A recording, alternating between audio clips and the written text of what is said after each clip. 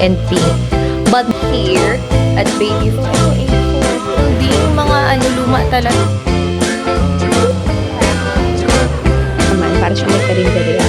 Hello vlog! Hello guys! So, I'm on my way for our medical. So, these are the documents na dala-dala. So, mamaya iraran ko kayo kung anong kailangan yung gawin. We are here. So, good luck kung mapoop ako kasi alam ko kukuha ng stool. See you later. Baka bawal mag-video.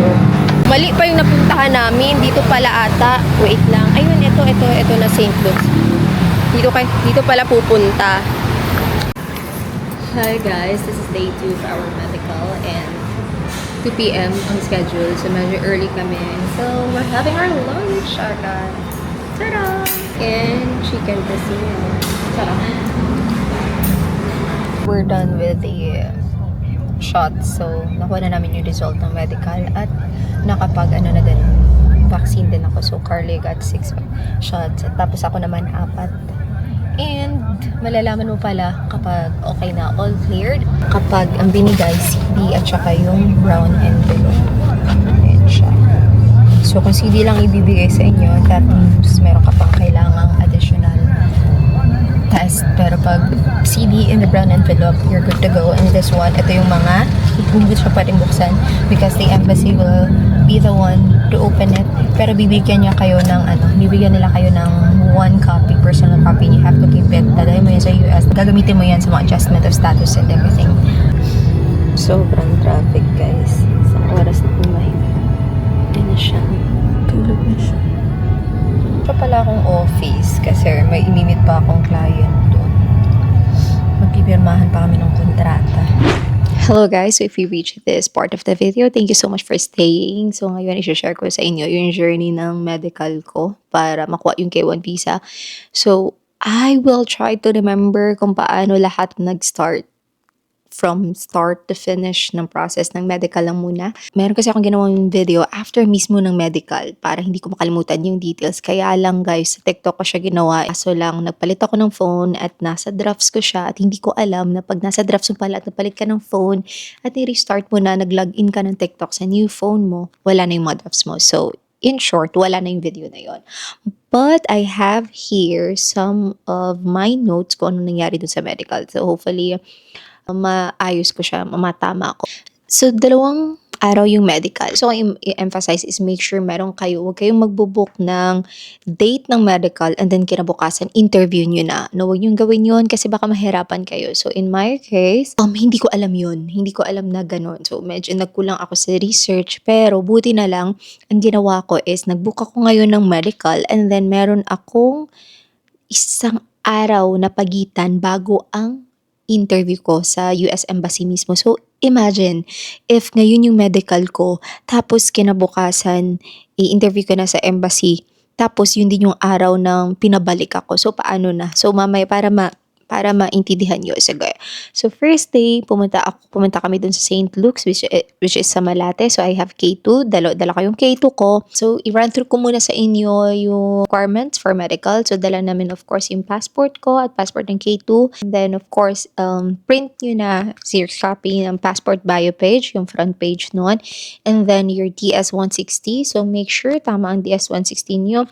K1 FTP nyo, and then the medical fee receipt, which is, I forgot kung magkano siya, ilalagay ko na lang dito. The medical fee receipt, very important of course, and then your like appointment confirmation or your St. Luke's na confirmation. Pag binook nyo sa website, yung date na gusto nyo mag-medical, meron confirmation yun, so make sure i-print nyo na din yun.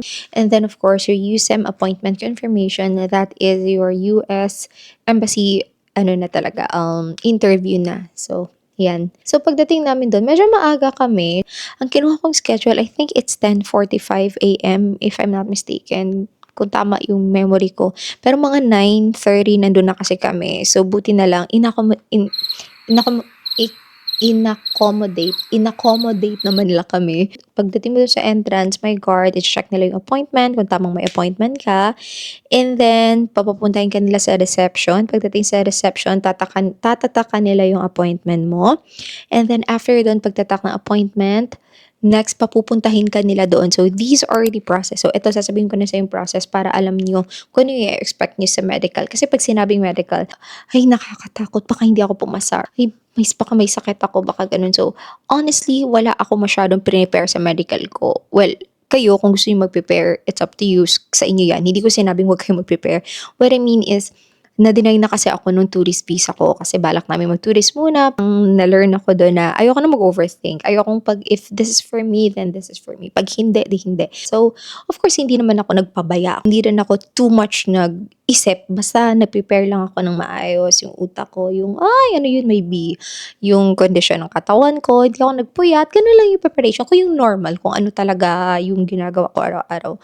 So, yun. Pagdating naman dun, pinapunta kami proceed ka sa photo room. So, yung photo room na yun, pipicturean ka, tanggal lahat ng accessories mo, earrings, whatsoever. Of course, bawal shades. And then, after doon, mali kasi yung na-print ko. Ang na-print ko lang kasi yung St. Luke's appointment. So, yun lang yung na-print ko. Yung pala, di ba sinabi ko nga sa inyo kanina yung mga kailangan na requirement. So, yun, hindi ko na-print ang USEM appointment ko, which is yung interview. So, syempre, ititingnan nila kung meron ka na talagang appointment for that. Pero don't you worry, mabait naman yung mga nandun. So, and then, anantay naman nila ako. Kasi pwede kang lumabas, merong pwedeng pagprintan dun sa tapat, mura lang naman, para siyang may karinderya, and then may pag nagpe-print sila doon, bilis lang, and then balik ka, submit mo kung ano yung kulang. But of course, para mas mapabilis, kumpletuhin nyo na. Print out din ng DS-160 ko and DS-160 ng K2 ko. After noon, nag-antay lang ako, may in-input lang sila, may questions lang doon, personal information. And then after noon, pinaakyat kami sa 4th floor to do the blood test. So, pag sinabing medical, alam mo, inisip ko talaga agad. Ewan ko kung nakita niyo sa first part ng video, sabi ko, hala, mapapupo kaya ako, matatayod kaya ako. Kasi akala ko magkukuha ng stool. Kasi di ba yung pag nag-apply ka ng work ka lang ng medical, kinukuha ka ng stool, ng urine. Wala palang ganun. Iba pala to, iba medical. So, just to set your expectations, walang ganun. So, kung nag-work ka nga, baka hindi ka mapupo, walang ganun. Hindi ka kukuha na ng stool. So, pagdating mo doon sa 4th floor, blood test lang, pati yung K2 ko. Then, after nun sa blood test, pinababa kami sa 3rd floor, doon naman yung x-ray. So, for K2 ko, she's, 11 years old. So, I think below 12. Not sure. Check nyo na lang. Basta yung minor, wala silang x-ray. So, ako lang yung nag-x-ray. Ayan, talikod ka lang, tanggalin yung bra mo. Yun lang naman yung pangtaas lang. Tapos sa likod ka may machine. The normal x-ray, the usual x-ray. 5th is the physical exam. Yung physical exam is, ang naaalala ko, I think, lang siya, mata lang. Yung mga questions lang ng mga, nag-adik-adik ka ba before?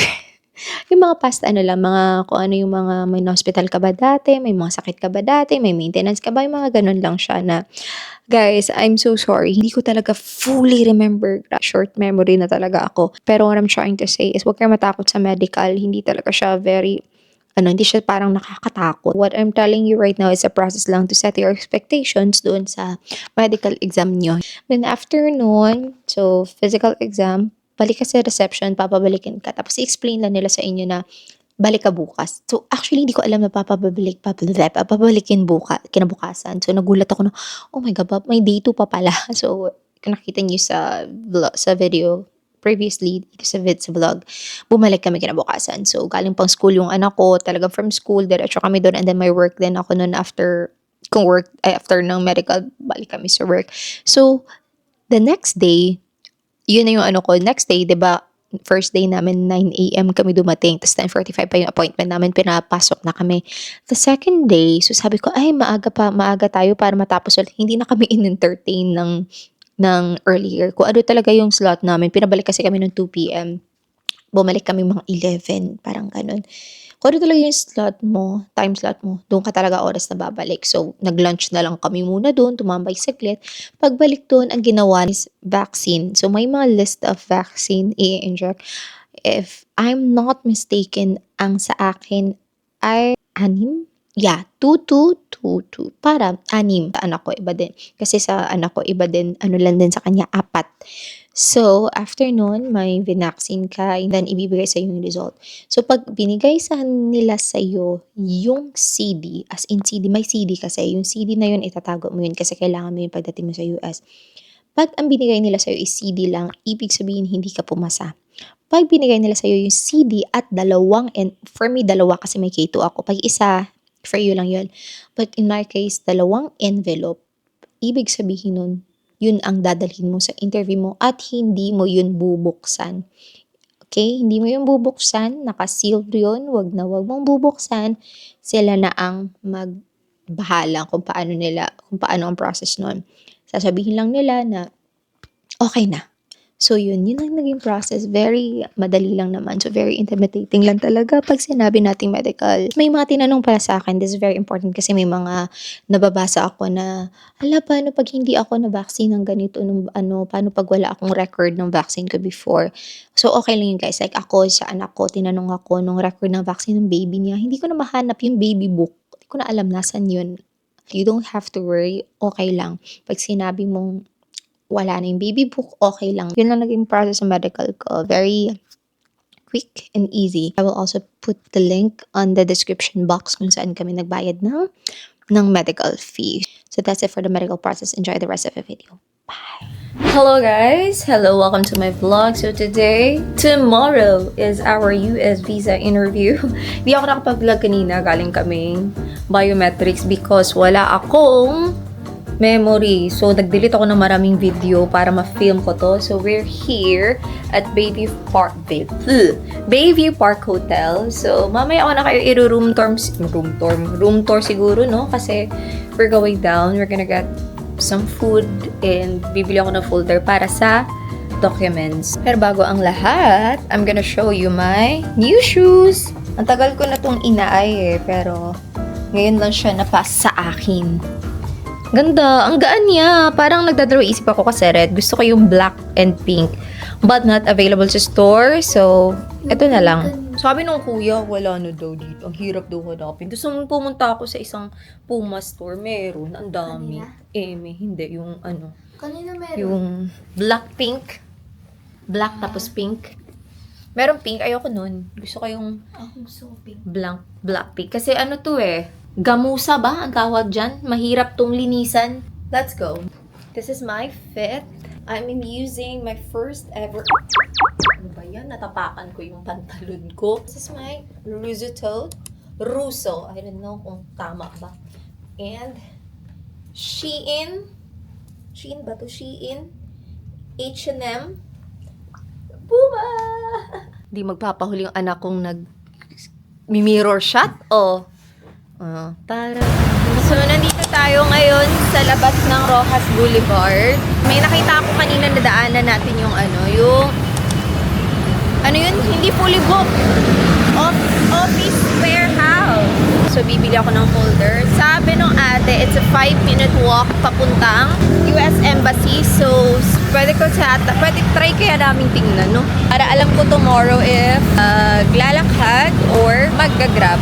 Welcome to Metro Manila! Kasi Manila area na to Iba yung Manila. Ayan, office warehouse na. So, we're here. Yung office warehouse nila dito luma. Dito kasi sa Manila parang very luma yung mga establishment. Ganito. Ito A4, 55. Ito na lang black. Go. Hindi mo talaga ma-feel yung mahal kong Maynila. Ang dami na namin dadaanan. Ang comment ng anak ko ay, ang luma, no? Kasi guys, very luma feels talaga. Alam niyo yung mga movie ni Jackie Chan? Parang ganong feeling. Kung hindi kayo taga Maynila at gusto nyo ma-explore talaga ang Maynila, huwag kayo mag-BGC. Naghahanap kami saan papunta yung Robinsons. Hala, wala lang. So amazing, the street.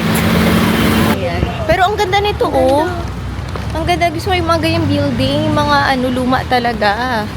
Kasi the details, the architecture. Para ka na sa France. Diretso lang. Ito. Dito tayo, anak. Ay, wait lang. Ito, dito sa gilid lang. Kasi hirap at mas pa tayo dyan. Amoy marang. Yung pala may prutas, sabi na eh. Ano? Sabi ko, amoy marang. Meron nga talaga natitinda ng marang. Ano yun? Prutas sa probinsya. Naamoy ko. So, minsan lang yun dito sa Maynila. Finally, Robinson's here. We're inside Robinson's Ermita. Hindi ko expect na ganito siya kalaki. Alam ko dati, tagal naman na nun, OA. Sobrang tagal ko na nakapunta dito. Mabili na kami ng SD card. It's 950 pesos for 64 gigs. So, pwede na tayong mag-film. And right now, agenda, look for food. Let's go. Dito, Japanese. Okay ka dyan? Tingmali ka. Tingnan muna natin na si mga kanin. Ito. Ay, hindi yan. Ito. For two. Thank you.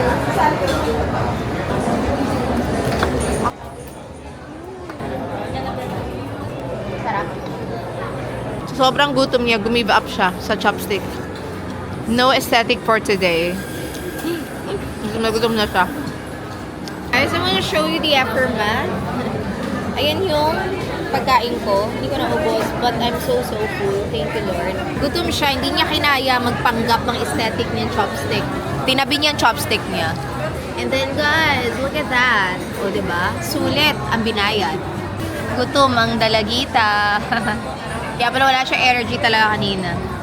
Finally back. And guys, I'm so tired. So, no room tour for tonight. Bukas na ulit. So, naglakad lang kasi kami because sabi ko kay Carly, gusto mong maglakad? Pero, bibili tayo ng potato corner or magagrab tayo pero wala kang potato corner. So, we had a deal. Of course, pinili niya ang potato corner. Pag nag-grab kami, 112. Lapit lang. Pag naglakad, mga 15 or 20 to 15 minutes walk lang naman. Gusto ko din kasi maglakad. So, nakabili na ako ng kailangan ko. We're gonna, rest na. Because we're early tomorrow. Bukas na ang room tour. Bye.